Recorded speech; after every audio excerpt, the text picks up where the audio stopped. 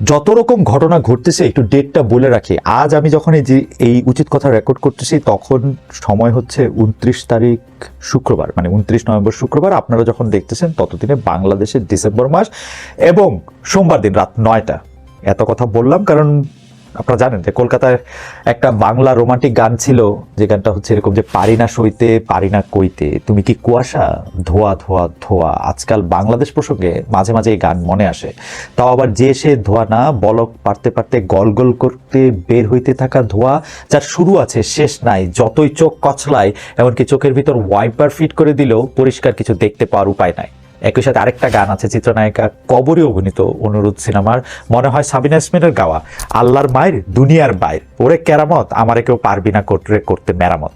এই কেরামত কি by any chance doctor ইউনূসের উপদেষ্টা কুল? আর মেরামত মানে তো সংস্কার কর্ম, তাই না? সাধে কি আর কবি সাহিত্যিক এমনকি লিরিসিস্টদেরও ভবিষ্যৎদ্রষ্টা বলা হয়? ভাইরে ভাই, অবস্থাটা দেখেন। মাত্র কয়েকদিনের মধ্যে কত কিছু ঘটে গেল। কলেজে কলেজে ছাত্রদের মারামারি, পুরান ঢাকা যাত্রাবাড়িতে কুরুক্ষেত্রই তো না, নাকি এটা কুরুক্ষেত্র ছাড়া আরো বেশি কিছু আল্লাহ জানে। কুরুক্ষেত্র একেবারে। ইউনিভার্সিটিতে হামলা, হাসপাতালে হামলা, রাস্তা অবরোধ, ট্রেনের যাত্রীদের উপর হামলা, রিক্সা চালকদের আন্দোলন, শ্রমিকদের বিক্ষোভ। এরকম গিট্টু লাগছে যে জুয়েলাই চেষ্টাও ছাড়াতে পারবে না। কেরামতের সব কেরামত ফেল। আবার আবু মুস্তফা আমিন নামের লোকটার কারবার দেখেন। সে নাকি বিভিন্ন বিভিন্ন রাজনৈতিক দলের পক্ষ থেকে মাঠে নামছে, নিজেও চেষ্টা করেছে রাজনীতিতে খেল দেখাতে, সেখানে সুবিধা করতে পারে নাই। 1-11 সময়ও তার নানান কীর্তিকলাপ ছিল। এইবার বিভিন্ন গ্রামে গ্রামে কোথাও এনজিও কর্মী, তো কোথাও স্কুলের মালিক, এরকম যাদের রুট লেভেলে কিছু পরিচিতি আছে তাদেরকে হাত করেছে। তার ভাড়া করা লোকেরা জনে জনে লিফলেট বিলি করছে এই লোকের ছবি সহ অহিংস গণ অভ্যুত্থান বাংলাদেশের পক্ষ থেকে। লিফলেটের লেখা বিনা সুদে বিনা জামানতে 1 লাখ থেকে 1 কোটি টাকা পর্যন্ত পুঁজি পেয়ে দারিদ্র মুক্তিতে আগ্রহী সর্বস্তরের জনগণকে অবস্থান কর্মসূচিতে অংশগ্রহণের আহ্বান জানাচ্ছি। তারা গ্রামের মানুষদের বুঝিয়েছে যে হাসিনা যত টাকা চুরি করেছিল ডক্টর ইউনূস সব ফেরত দিয়ে আসছেন। হাসিনা যত টাকা চুরি করেছিলেন ডক্টর ইউনূস তার সব ফেরত নিয়ে আসছেন, আর এখন সেই টাকা সবার মধ্যে বিলি করবেন ক্ষুদ্র ঋণ হিসাবে। যেহেতু ডক্টর ইউনূসের নাম বলা হয়েছে, তারা বিশ্বাস করেছে এবং এই আশ্বাসে রোববার রাত থেকেই বাংলাদেশের বিভিন্ন এলাকা থেকে বাস ট্রাক ভর্তি হয়ে মানুষজন আসতে শুরু করেছে শাহবাগের দিকে। সোমবার সকাল পর্যন্ত 300-র বেশি বাস আর মাইক্রোবাস আটক করেছে পুলিশ।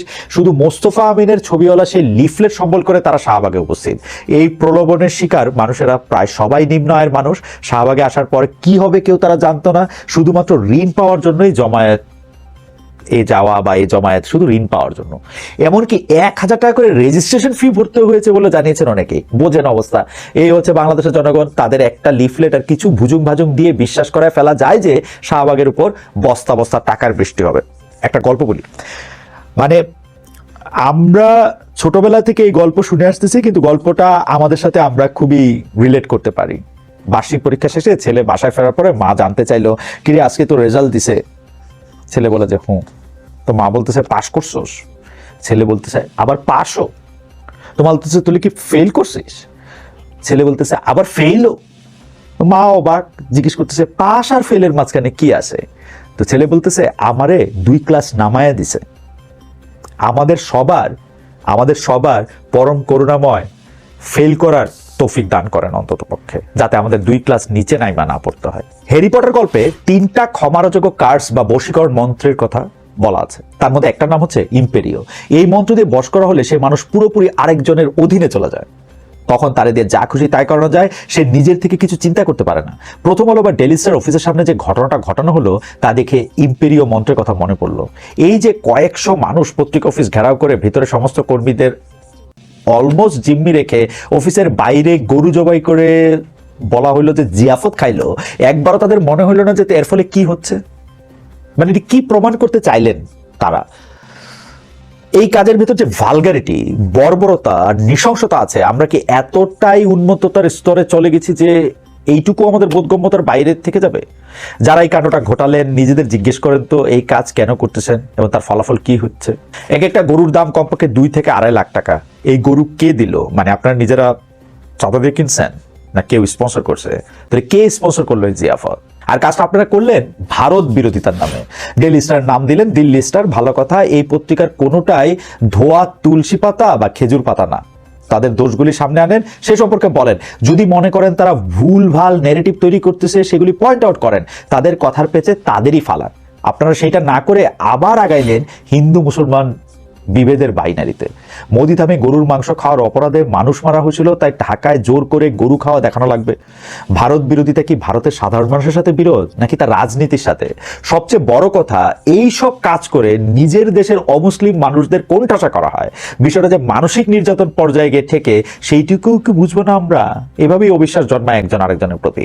অবিশ্বাস মানে আপনি দেখেন, ট্রাস্ট কিন্তু একটা মারাত্মক ইস্যু। আপনি যখন আরেকজনকে বিশ্বাস করতে না পারবেন, একটা প্রবাদ আছে, যারে দেখতে না পারি তার চলন বাকি, এটা আসলে দেখতে পারাও না। আপনি যারা বিশ্বাস করতে না পারবেন, সে ঘরে ঢুকলে আপনিও সারাক্ষণ কাটা হয়ে থাকবেন। আপনি তার থেকে রক্ষা পাওয়ার জন্য পুরাটা দেশ, পুরাটা জায়গা, নিজের জায়গা সবই আপনি আসলে জেলখানা বানায় রাখবেন। বিশ্বাস একটা মারাত্মক ইস্যু। আমরা একজন আরেকজনের প্রতি যে এইভাবে আমাদের অবিশ্বাস জন্মাইতেছে, সেইটার জন্য যে আমরা দূরে সরতে থাকি একজনের কাছ থেকে আরেকজন, সেইটা কি আমরা আসলে দেখতে পাচ্ছি?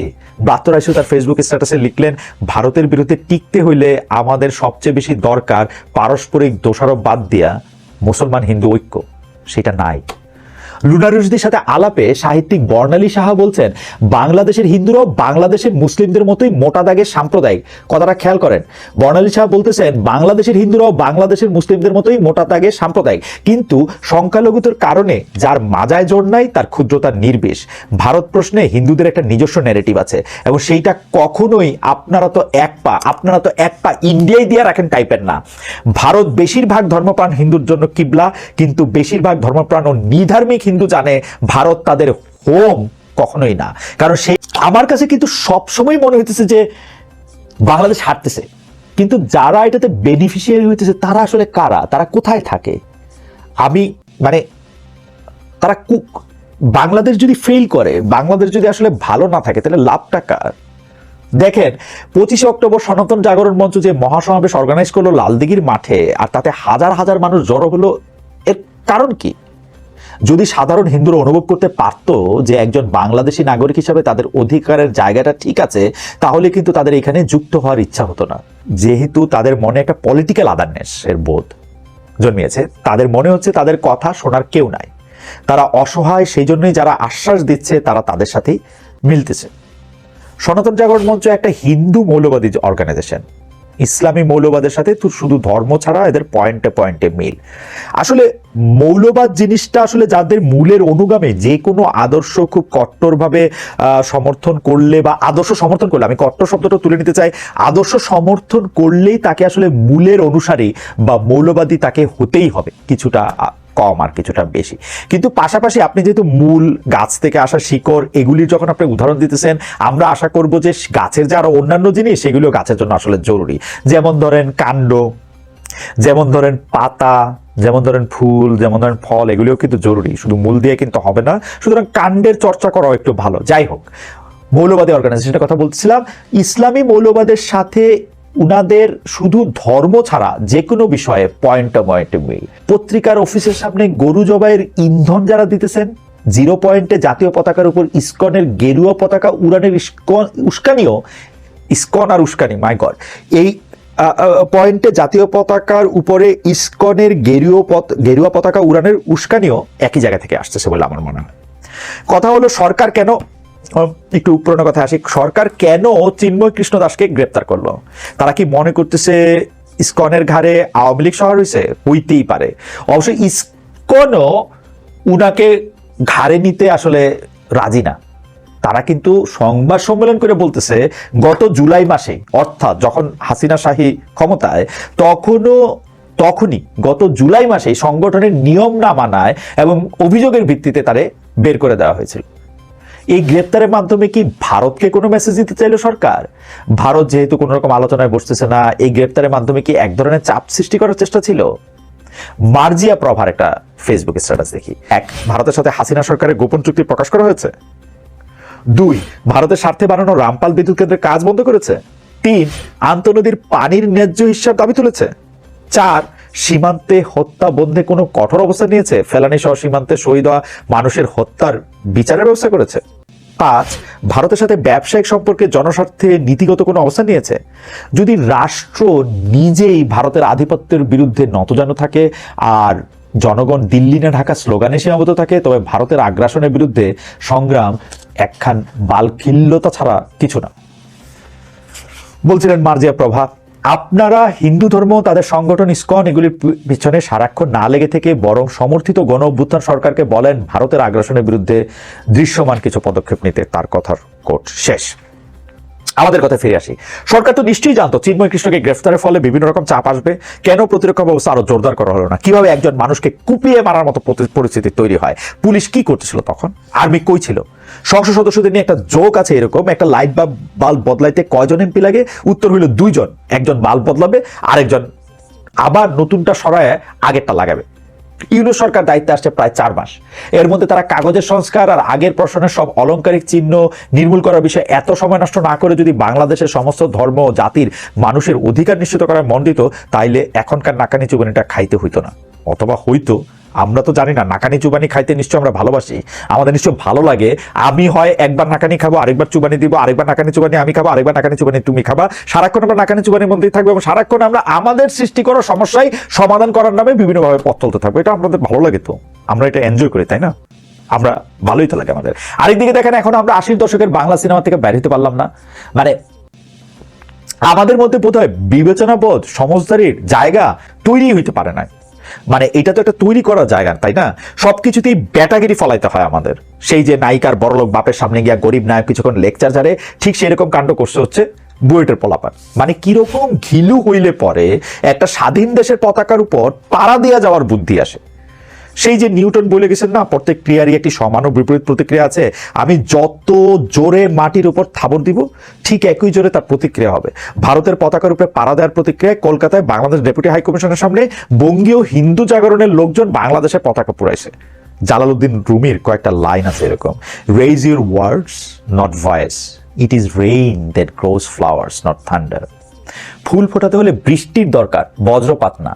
এত দুঃখের মধ্যেও যখন দেখলাম আলিফের জানাজায় উপচায় পড়তেছে মানুষ, তার বাবা মানুষকে বলছেন শান্ত থাকতে, এই ঘটনা কেন্দ্র করে যাতে কোনো সাম্প্রদায়িক সন্ত্রাস না তৈরি হয় সেদিকে খেয়াল রাখতে বলছেন। সোশ্যাল মিডিয়াতে বহু মানুষ বহুভাবে বলেছেন ধৈর্য ধরতে, শান্ত থাকতে। তখনও মনে হয় এখনো আশা আছে। যে কোনো ঘটনায় আমাদের প্রতিক্রিয়ার উপরে নির্ভর করে পরের ধাপ কি হবে। আমরা যাতে ধৈর্য, সহমর্মিতা এবং ভালোবাসা নিয়ে পথ চলি, চিন্তা করি এতে লাভ কার হচ্ছে, ক্ষতি কার। যা দেখানো হচ্ছে তার আড়ালে কি চলছে, মুসলিম বনাম হিন্দু এর মধ্যে যাতে না পড়ি। আর আমরা একজন আরেকজনকে যতটা সম্ভব প্রোটেক্ট করা আমাদের কাজ। ভিন্ন মত, ভিন্ন বিশ্বাস নিয়ে পাশাপাশি থাকার মতো ম্যাচুরিটি নিশ্চয়ই আছে আমাদের।